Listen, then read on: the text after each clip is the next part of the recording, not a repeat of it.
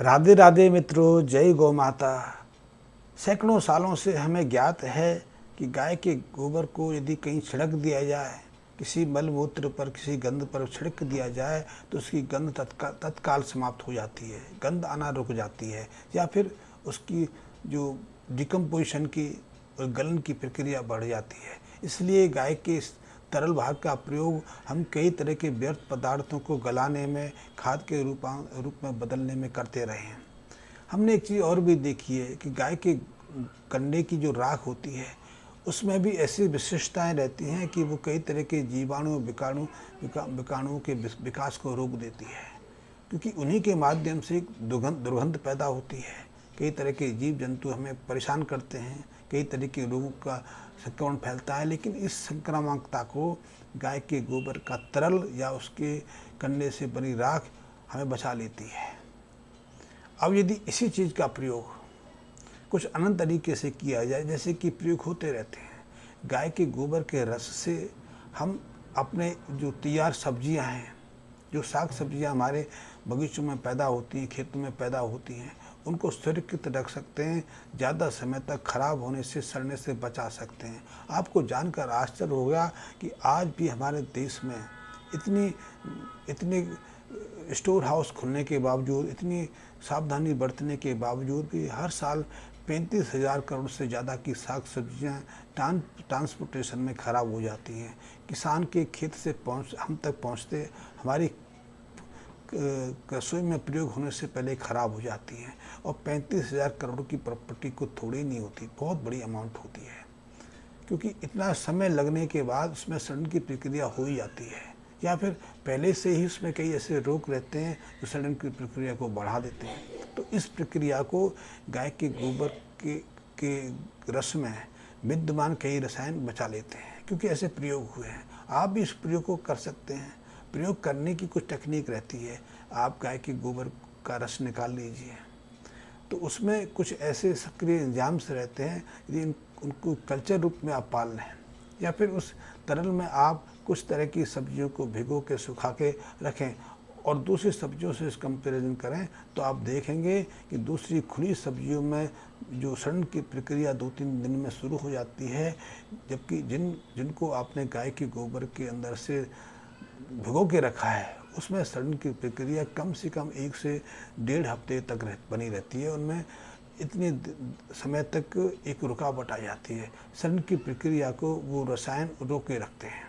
ऐसा प्रयोग करके देख सकते हैं, क्योंकि पहले ज़माने में हम गाय के गोबर का, गाय के मूत्र कई तरह से प्रयोग करते थे और वो बेहद कामयाब रहते थे। लेकिन धीरे धीरे बुद्धिमानता के कारण या आधुनिक शिक्षा के कारण हमने उन प्रयोगों को करना छोड़ दिया, और छोड़ दिया तो उसका सामना भी आज हम कर रहे हैं। हम सिर्फ साग सब्जियों की बात क्यों करें, हम फलों की बात कर लें, तो आज भी जो फसल हमारे बगीचों से हम तक पहुंचते हैं उनमें से एक बड़ा हिस्सा ख़राब हो जाता है, सड़ जाता है, या फिर हमारे हाथ पहुंचने से पहले ही ख़राब हो जाता है, क्योंकि वृक्षों के ऊपर भी कई तरह के रोग उन्हें संक्रमित करके नष्ट कर देते हैं, बिगाड़ देते हैं। ठीक इसी तरह यदि साग सब्जियों की बात की जाए तो साग सब्जियां पौधों के ऊपर ही खराब हो जाती हैं, या तो पूरी तरह से विकसित नहीं होती, अविकसित रूप में वृक्षों से टूट जाती हैं, पेड़ों से अलग हो जाती हैं, पौधों से अलग हो जाती हैं, या फिर उनमें किसी तरह का रोग लग जाता है। तो उससे बचाने के लिए हम कई तरह के दवाओं का प्रयोग करते हैं।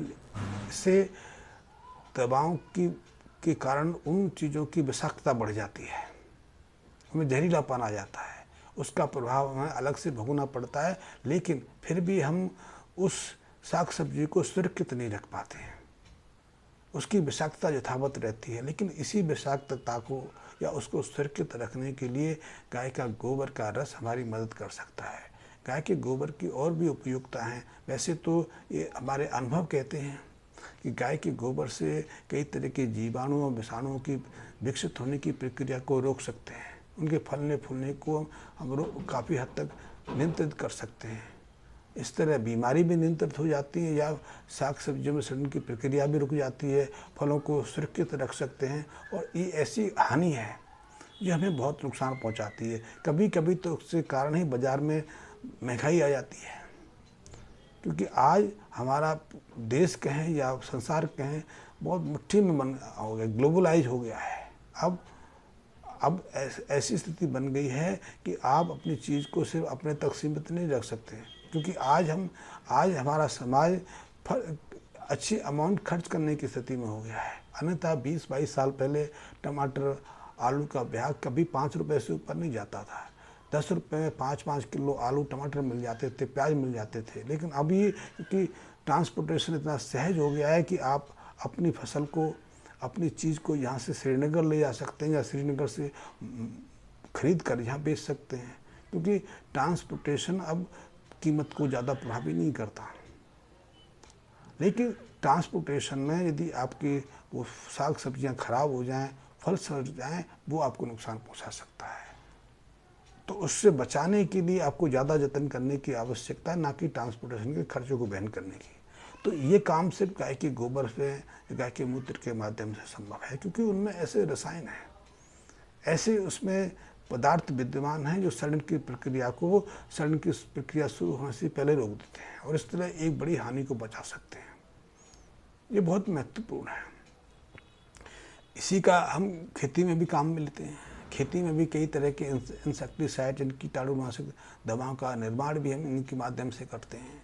इनसे भी हम खेती में कई तरह के रोगों को रोक लेते हैं, क्योंकि आज खेतों में, साग सब्जियों में, फलों में रोगों का विकसित हो जाना सहज है।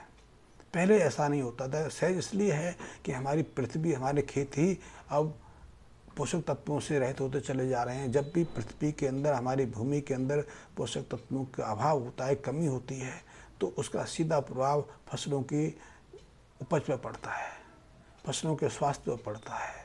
उसके कारण फोटोसिंथेसिस की क्रिया प्रभावित हो जाती है। देखने में आया है कि यदि किसी भूमि में लौह तत्व की कमी है तो उसके कारण फसलों की फोटोसिंथेसिस क्रिया प्रभावित हो जाती है। तो उसके जो तने हैं, पत्तियां हैं, वो पूरी तरह से हरी भरी नहीं हो पाती, स्वस्थ नहीं रह पाती, निर्बल हो जाती हैं, मुरझा जाती हैं। वो पूरी तरह से अपने पौधे को भोजन पर्याप्त मात्रा में प्रदान नहीं कर पाती, इसलिए वो सीधे रोग ग्रसित भी हो जाते हैं, क्योंकि उनमें रोग से लड़ने की क्षमता ही नहीं रहती है।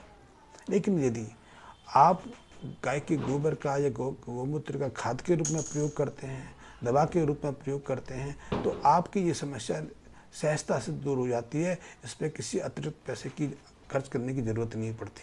तो ऐसे गाय के गोबर, गौमूत्र की और भी उपयोगिता हैं, इनका भी हम लाभ ले सकते हैं और इस तरह से अपने आर्थिक स्थिति को भी सुदृढ़ कर सकते हैं। और जिस चीज़ को निरर्थक समझते हैं, इसको हम अनुपयोगी समझते हैं, इसके महत्व को हम नकार चुके हैं, उस व्यर्थ पदार्थ को भी उपयोगी पदार्थ में बदल सकते हैं। इसकी बड़ी मंडी भी है, क्योंकि ऐसे चीज़ों की तो खोज हर जगह है।